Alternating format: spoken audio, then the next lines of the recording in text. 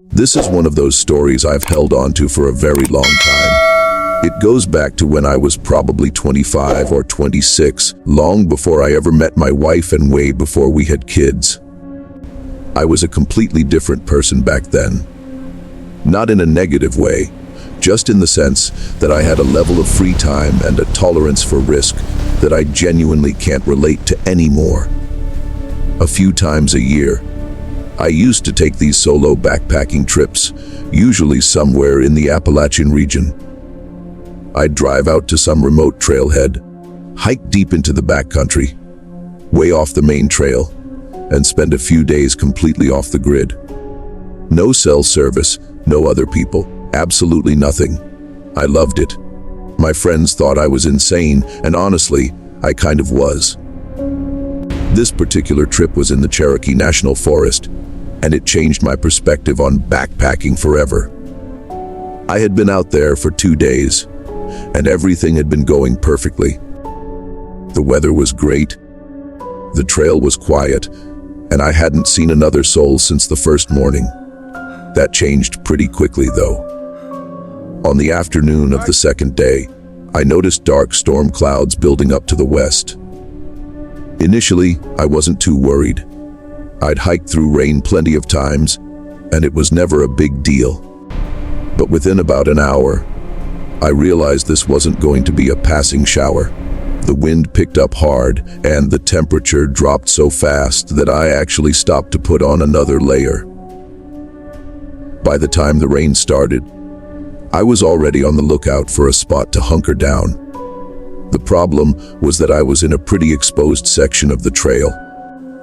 Just as I had predicted, it wasn't a light rain. It went from windy to a full-on downpour in a matter of minutes. The wind was bending smaller trees sideways, and I could hear branches cracking and falling in the canopy above me.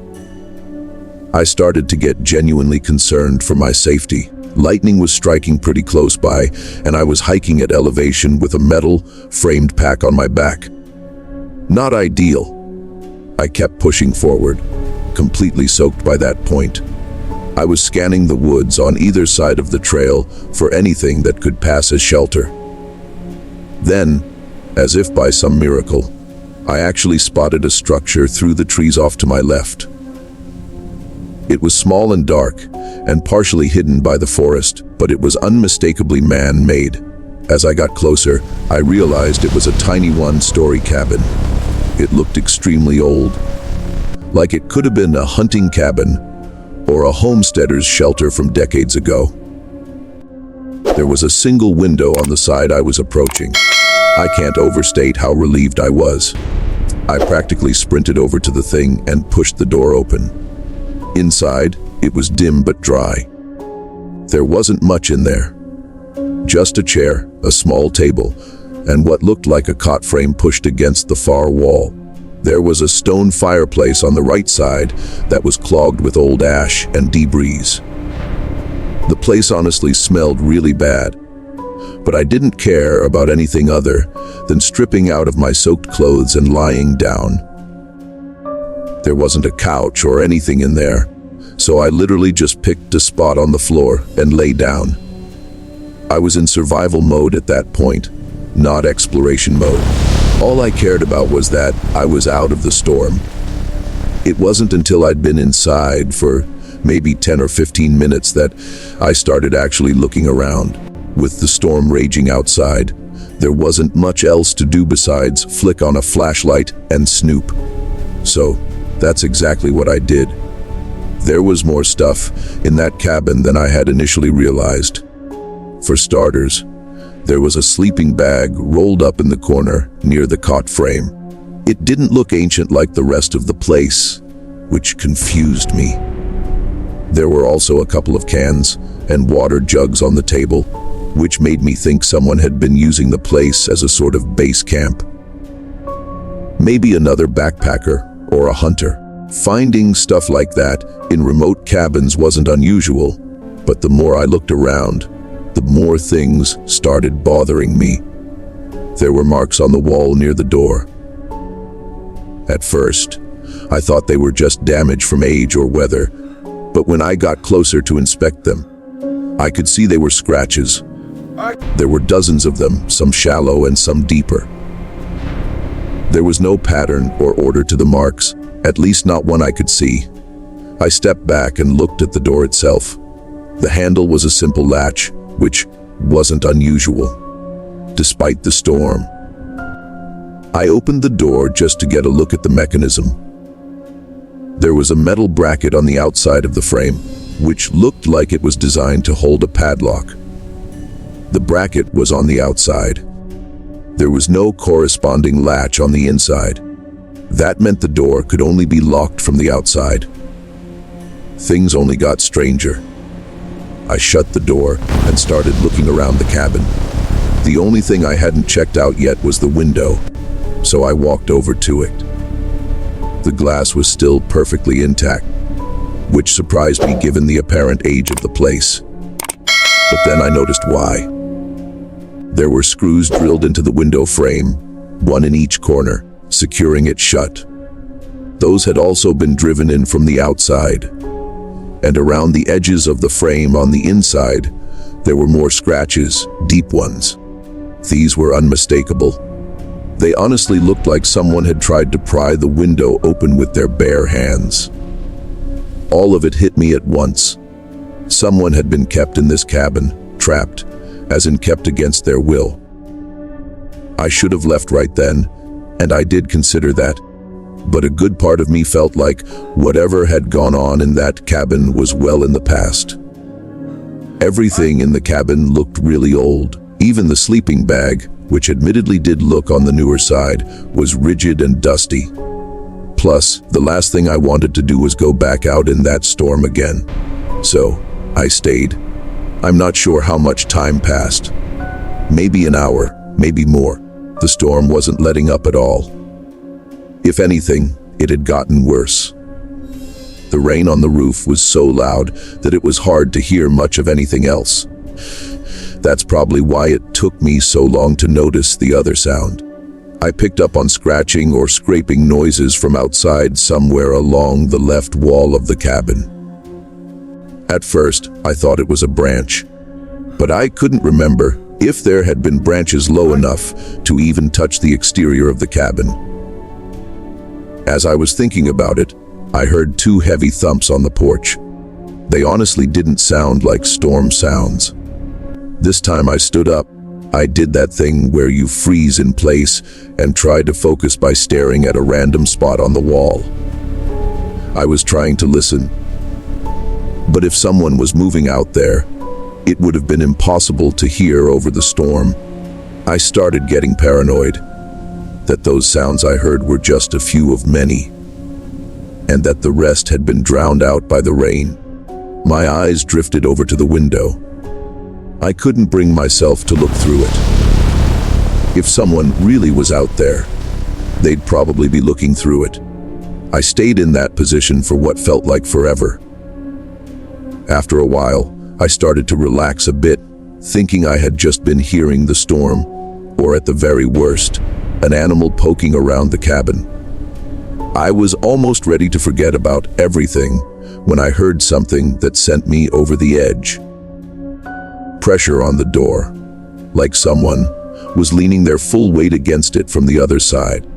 The wood creaked and the latch rattled once before the pressure released. My heart rate instantly shot back up, and that's when something clicked.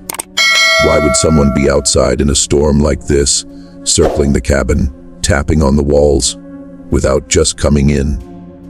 The door wasn't locked. Nothing was stopping them. And then I thought about what I'd found inside the cabin, and it occurred to me that maybe whoever was out there didn't want to come inside. Maybe they wanted me to stay inside. Maybe the whole point was to keep me in there. I don't know if that was the right conclusion, or if my mind was just spiraling, but I decided I was leaving right then. I didn't care about the storm. I started moving things into my backpack as fast as I could. I had this sickening feeling that something really bad was about to happen, and I was right. The next few moments were a blur.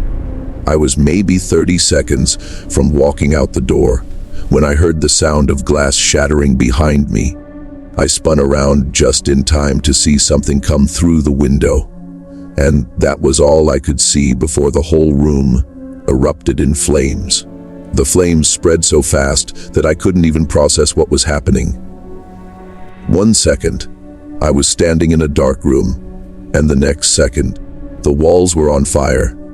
The heat hit me like a physical wall, and the door wouldn't budge. It was jammed from the outside. I slammed into it with all my might, and it gave. It collapsed off its hinges and me with it. I scrambled to get back on my feet, and I just ran. I couldn't even see.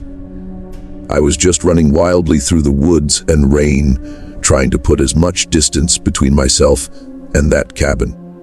But before I could get a safe distance away, I felt something tackle me from behind, and I was back on the ground. There was a person on top of me, and suddenly I was fighting for my life. I clawed and kicked and screamed, but this guy wouldn't get off me. He was yelling too, and he kept trying to get me in a chokehold. He was gouging at my eyes and pulling my hair, and I started to feel dizzy, but I managed to push him off. I got back up and kept running, and whoever had just tried to kill me was screaming like a maniac. I looked back twice. I couldn't see my attacker, but I did see the cabin, which was fully engulfed in flames. I think the picture of that fireball is burned into my brain forever.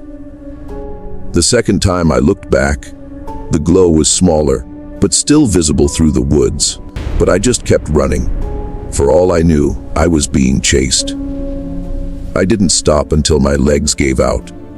I found a spot where a couple of large trees had fallen against each other, and there was a narrow gap underneath that blocked most of the rain. I crawled under there and just collapsed. I couldn't feel my body. I don't know if it was the fire, the rain, or the attack. Maybe all three, but I was completely numb. All I did was sit in that crouched position and try to keep breathing. I don't know how many hours passed under those trees, but time lost all meaning. Eventually, I felt some feelings start to re-enter my body, and I told myself it was move or die. Whoever was out there was probably looking for me, and he couldn't have been that far away.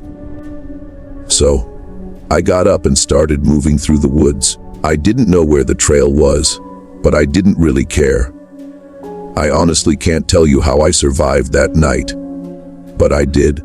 I stumbled onto a random trail and just followed it. I was soaked and probably bleeding from multiple places, but I just kept trudging on. Eventually, the rain subsided a bit, at least enough for me to figure out where I was. I made it to some random trailhead. By that point, the storm had passed. I don't remember too much after that. All I remember is that the first person I saw drove me to a hospital. I had second-degree burns on my left forearm and the back of my neck, and doctors told me I was lucky I hadn't inhaled more smoke than I did. None of it was permanent, but it hurt like hell for a long time afterwards. By the time I was healed and safe at home, I told myself I would never camp or hike alone again. Someone had intentionally set that cabin on fire to kill me. That's the only thing that makes any sense. It was pouring rain, a full-blown thunderstorm, and the roof was metal. There's no way a wooden structure goes up like that fast, unless the wood had been treated with something beforehand. I gave the police everything, or as much as I could, but I could tell they weren't really going to do anything. And to be fair, I wasn't in a charted part of the woods, so it would have been silly to hound them. The only thing I don't understand is the timing of everything. My wife would probably tell you I stopped doing solo trips because I grew up and got more responsible. And she's not entirely wrong, but I honestly never told her about this incident, and I know I'll never go backcountry trekking alone again. My name is James. This happened maybe 7 or 8 years ago back when I was in my early 20s and still doing stuff that I probably shouldn't have been doing. I had this friend Charles who was kind of notorious in our friend group for finding cool places to explore, like abandoned buildings and old factories. If it was somewhere you weren't supposed to be, Charles had probably already been there and could tell you exactly how to get in. He spent a weird amount of time on Google Earth and these niche urbex forums, and he'd always be hitting the group chat with screenshots of random places he wanted to check out. Most of us would entertain his ideas, but never actually follow through. I was usually the exception. Charles and I had been friends since high school, and I think the reason we got along so well was that we had similar thresholds for risk. While most of our friends would hear his pitches and go, "That sounds insane," I'd hear them and go, "When are we going?" It was a dynamic that led to some great memories and a few situations that I look back on now and genuinely wonder how we made it out unscathed. This story is about one of those situations. One weekend, Charles texted me about a fire lookout tower he'd found deep in some forest not far away from us. I really wish I could remember the name of the forest, but I can't. Charles said it had been decommissioned years ago and was just sitting out there in the middle of nowhere, completely untouched. He didn't tell me how he'd found it, but I didn't want to know. He was convinced we could hike out to it, climb it, and spend the night up there. I was more skeptical. I mean, things like that are usually fenced off, or at least protected somehow, but I promised him I'd at least come and check it out. To be fair, the idea of being 70 feet or so up in the middle of a forest with a 360 degrees view sounded incredible to me. We picked a random weekend and made it happen. Charles planned the entire thing out, including the drive, what to pack, and how to find the tower once we were in the woods. It was a 3-hour drive away, and Charles told me the hike would be off the trail, but pretty short, about 4 miles or so. We drove out early in the morning on Friday and made it into the woods sometime in the afternoon.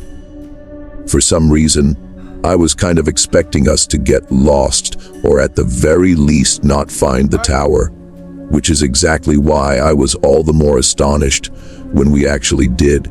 Seeing it through the trees for the first time was an insane sight.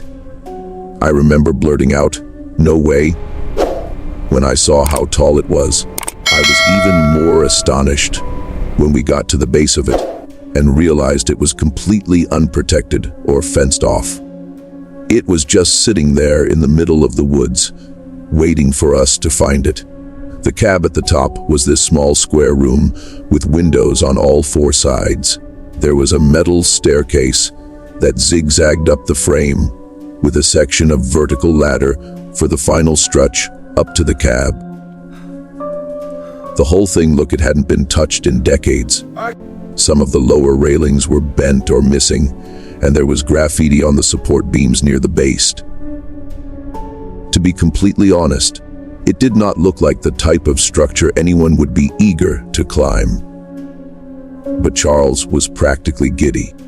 While I was hesitating and debating whether I should try convincing him to back out, he had already started climbing.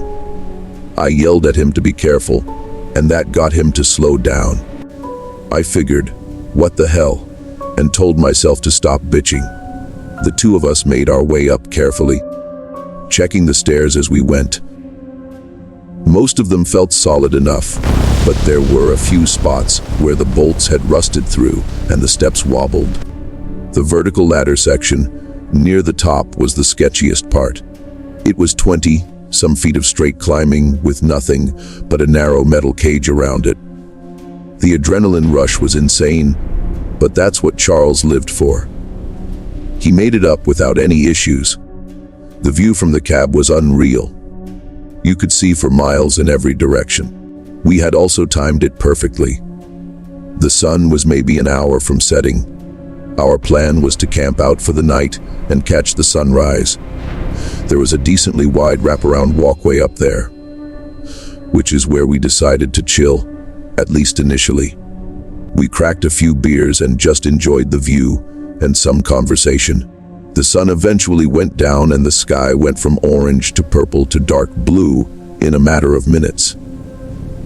Once the light was gone, the forest below us was just a black mess in every direction. There wasn't a single light in sight.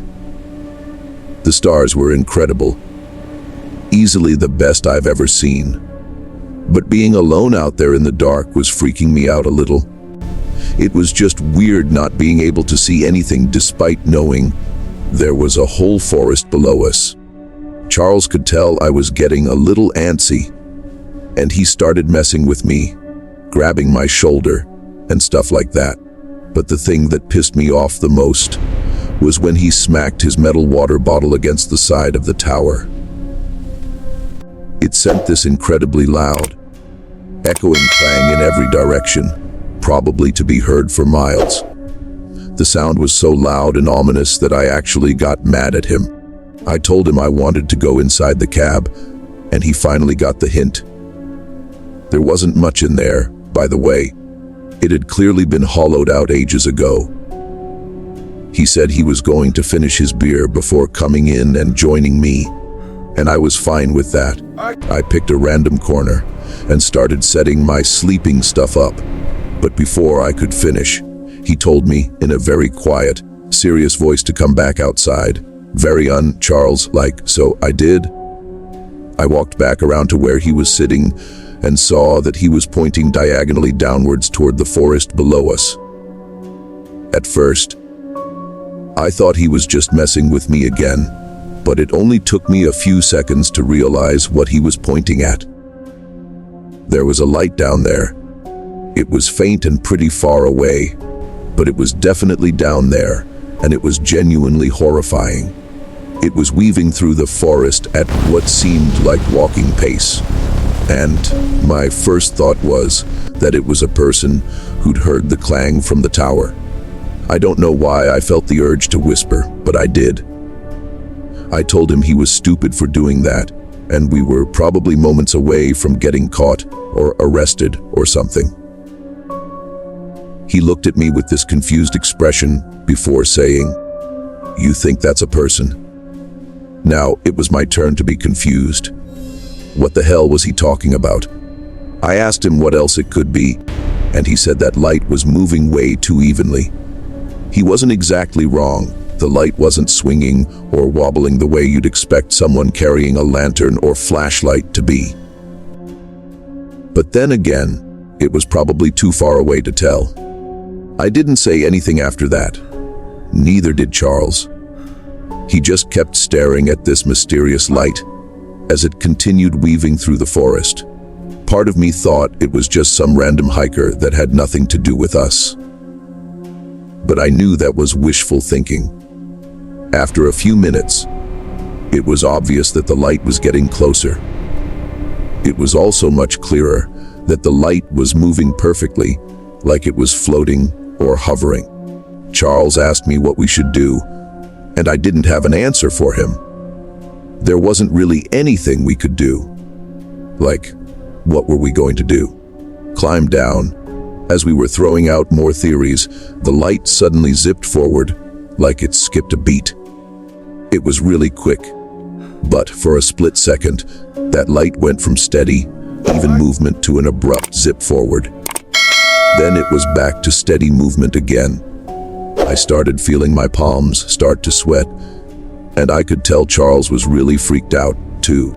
I kept trying to convince myself that whoever was down there was just wandering aimlessly through the woods.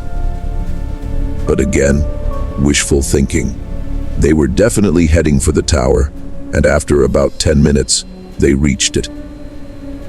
At that point, the light was directly below us, and I was bracing myself for someone to yell up to us and announce themselves as police. But no, the light just stopped moving and stayed in that exact spot right below us. From our vantage point, straight above, we could see the light itself, but not whoever was holding it. Charles and I stared at it for a while. The suspense was killing me, but it must have been killing Charles even more, because he again did something I wanted to throw him off the tower for. This guy actually yelled, "Hey, are you good?" down at the light revealing our presence. I looked at him in horror. I genuinely couldn't believe he would do something so stupid. We didn't get a response though, and the light didn't even move. We waited a little bit, and then Charles yelled down again, but still nothing. So there we were, 70 feet up in an abandoned fire tower in the middle of nowhere, with someone or something blocking our only exit. We were completely trapped. We must have watched that light for 30 minutes straight, whispering to each other every so often. It never moved once.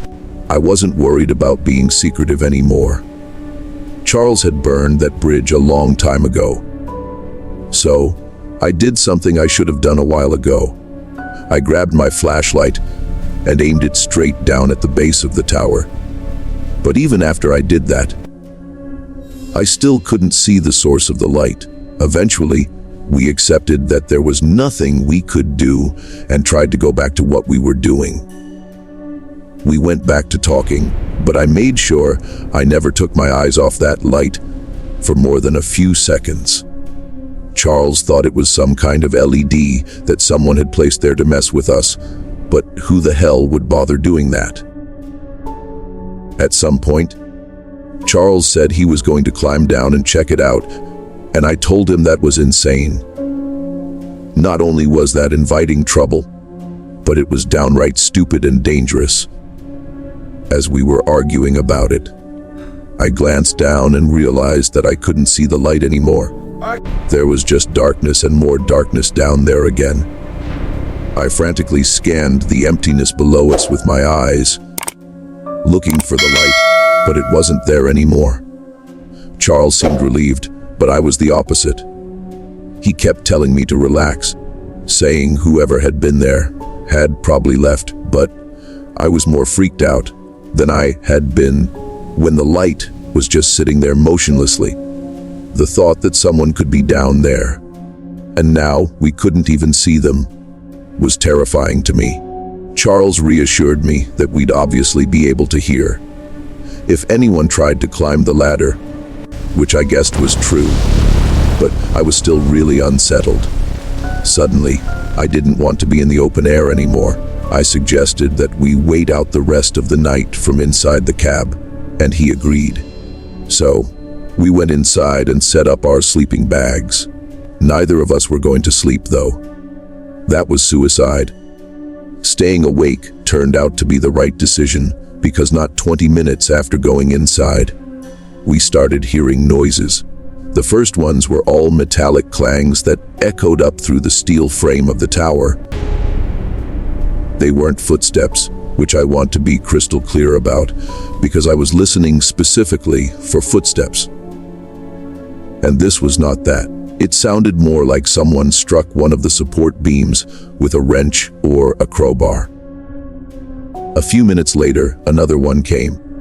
This one was more of a grinding sound, like metal being twisted against metal. And it lasted for a good few seconds before stopping. Charles and I kept looking at each other like we were expecting the other one to do something. But there was nothing we could do.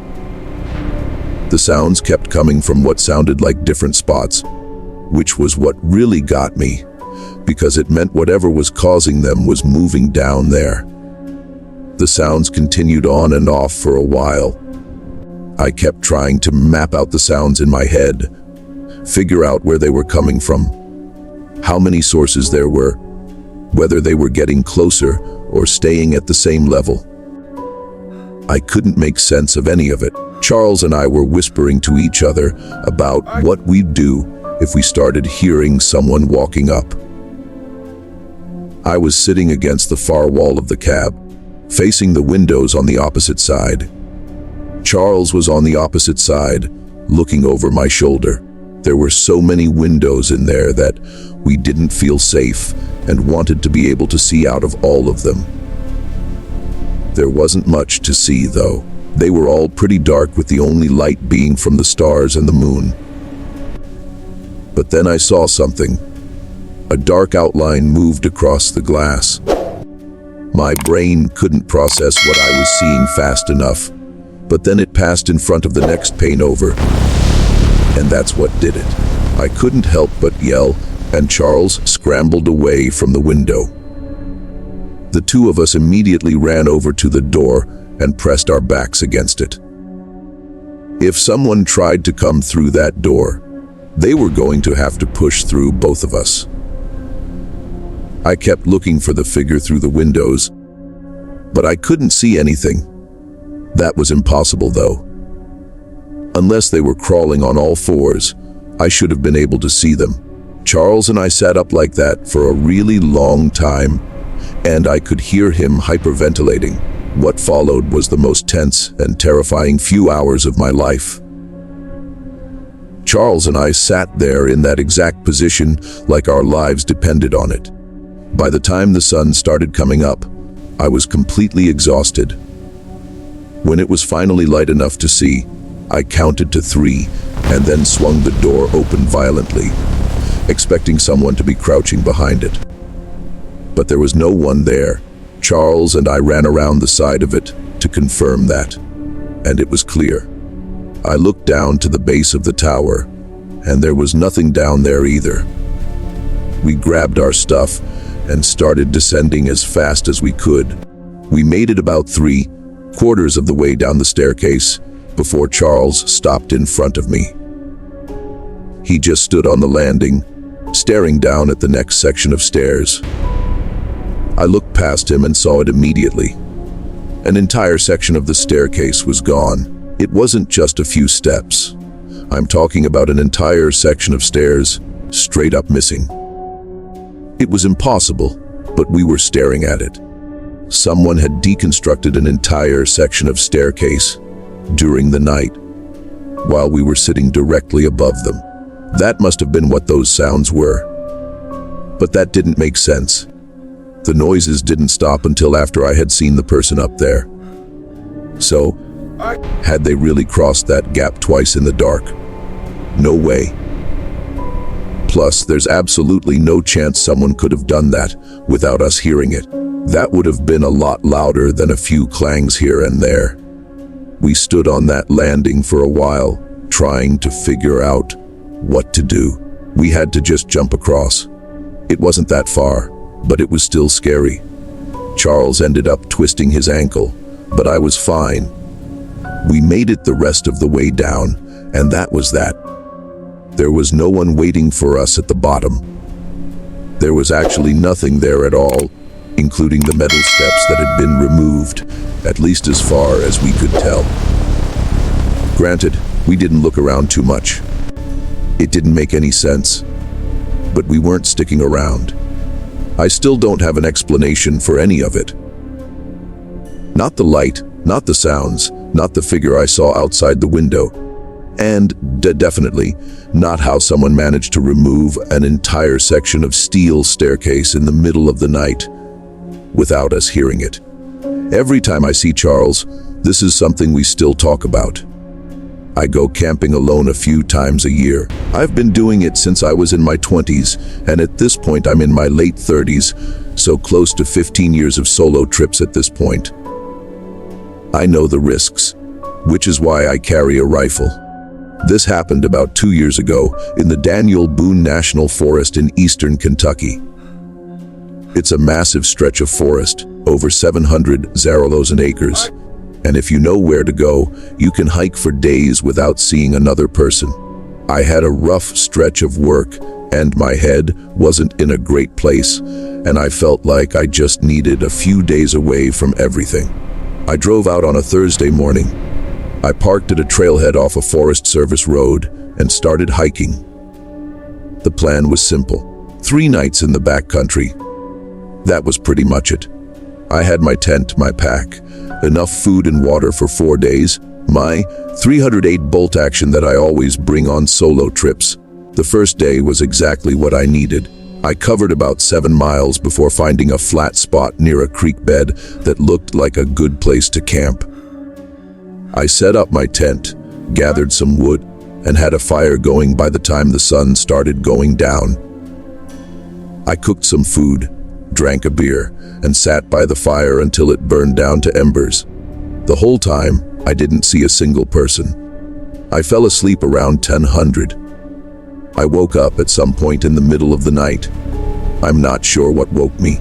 It was more like my brain just switched on for no reason, the way it does sometimes when you're sleeping somewhere unfamiliar. I lay there for a minute and stared at the ceiling of my tent. But as my eyes adjusted, I noticed something. There was a faint orangey glow coming through the walls of my tent. I unzipped the tent flap and looked out. Maybe 200 yards away through the trees, there was a fire. Not a big one. It was about the size of a campfire, but it was definitely there. It was flickering, which is how I knew it was a fire. I watched it for a few minutes, waiting to hear talking or something. I wanted to confirm it wasn't some random forest fire, but after a while of looking at it, I couldn't see or hear anything beyond the fire. I watched it a little while longer just to see if it would grow out of control, but it didn't. I figured it was another camper setup nearby that I just hadn't noticed during the day. It wasn't impossible, especially since I had gone to sleep relatively early.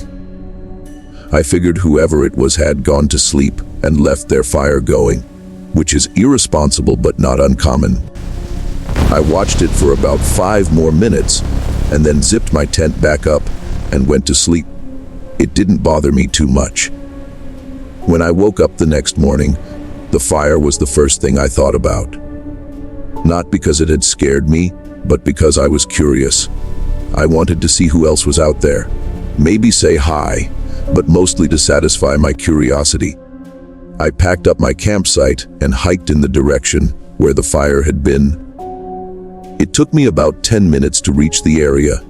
I was pretty confident I had the right spot. There was a natural clearing that lined up with the angle I'd been looking from. But when I got there, I stopped.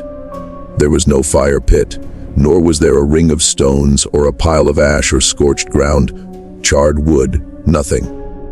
The ground was completely undisturbed. I walked the whole clearing, checking for any sign that someone had been there, but there were no signs of life whatsoever. The area was pristine. I stood there for a while, genuinely confused. I was certain I'd seen a fire. It had been a campfire burning clearly for at least 5 minutes while I watched it. And yet, the ground where it should have been looked like no one had set foot there in months. I considered the possibility that I had the wrong spot, but there wasn't another clearing anywhere near the right distance or direction. There wasn't much I could do beyond that, though, so I just moved on. I still had 2 more nights planned, and I wasn't about to cut my trip short over something silly like that. I hiked for most of the day. The terrain changed as I moved deeper into the forest. The creek bed fell away behind me, and the ground started climbing. By mid-afternoon, I was in a denser, older section of the forest where the trees were taller, and the canopy was thick enough to block out most of the sky. It was quieter in there, which was nice. I found a good campsite around 400. That evening was uneventful. I doused my fire a little after 9 and turned in for the night. I don't know what time it was when the sound woke me up, but it was loud enough to pull me out of a dead sleep. I woke up to this distant, enormous cracking sound, like a thick branch being snapped in half, except it kept going. It was violent, and it lasted for maybe 3 or 4 seconds. At the tail end of it, there was a deep, resonant thud that I could quite literally feel in the ground beneath me. I instantly knew what it was. A tree had fallen somewhere deeper in the woods, or at the very least, a very large branch. If you've ever heard the sound of a tree falling before, which I do understand is kind of a rare occurrence. It's amazing and terrifying at the same time. It didn't scare me, per se, but the deafening force and scale of it gave me this crazy adrenaline rush. I lay there in my sleeping bag, trying to figure out what had just caused it. The more I thought about it, the less sense it made. It wasn't storming, and there was barely any wind. There was nothing I could think of that would have brought a tree down on a night like this, but there was also nothing I could do. I couldn't fall asleep at that point either. My heart was still racing and the adrenaline had me awake. So I just kind of closed my eyes and waited for it to wear off. But then, not 10 minutes later, it happened again. Only this time, it was much louder. That same gruesome crackling sound followed by a crash of branches and a deafening thud. But this one was close. Not right on top of me, but close enough that the sound was almost disorienting, and it came from a completely different direction than the first one. The first tree had fallen somewhere to the south, and the second one was to my northwest. I sat up immediately. Now I was actually scared. 2 trees falling on the same night in 2 different parts of the forest with no wind and no storm. That was inconceivable. I kept trying to come up with an explanation that made sense. The most logical thought was that the first one had caused some kind of chain reaction. But that hypothesis didn't account for the fact that the trees fell in completely different parts of the forest. Whatever brought down the first tree had nothing to do with the second one. They were 2 different events. But that was even more inconceivable. I was sitting there processing all this when I heard something new. Something that took my fear from a medium 5 to a resounding 10. It was this low and continuous rumbling sound that I can only describe as a cross between a groan and a growl. Like a person clearing their throat, except it didn't stop. It wasn't an animal sound I recognized. I've heard bears. I've heard elk. I've heard bobcats. This wasn't any of those. It sounded like something was making the noise on purpose. And it went on for what felt like a full minute without any break or variation. I did the only thing I could think to do. I grabbed my rifle, chambered around as quietly as I could, and aimed it at the tent flap. At that point, I was full on panicking. I must have sat like that for 20 minutes. The sound eventually tapered off. It didn't stop abruptly. It kind of faded out like whatever was making it had moved further away. And just like that, the forest was quiet again. I didn't sleep the rest of the night. I don't think I would have been able to if I tried. It was the worst night of my life. As soon as I saw daylight, I got out of the tent. I packed up as quickly as possible, still spooked and extremely unsettled despite being able to see.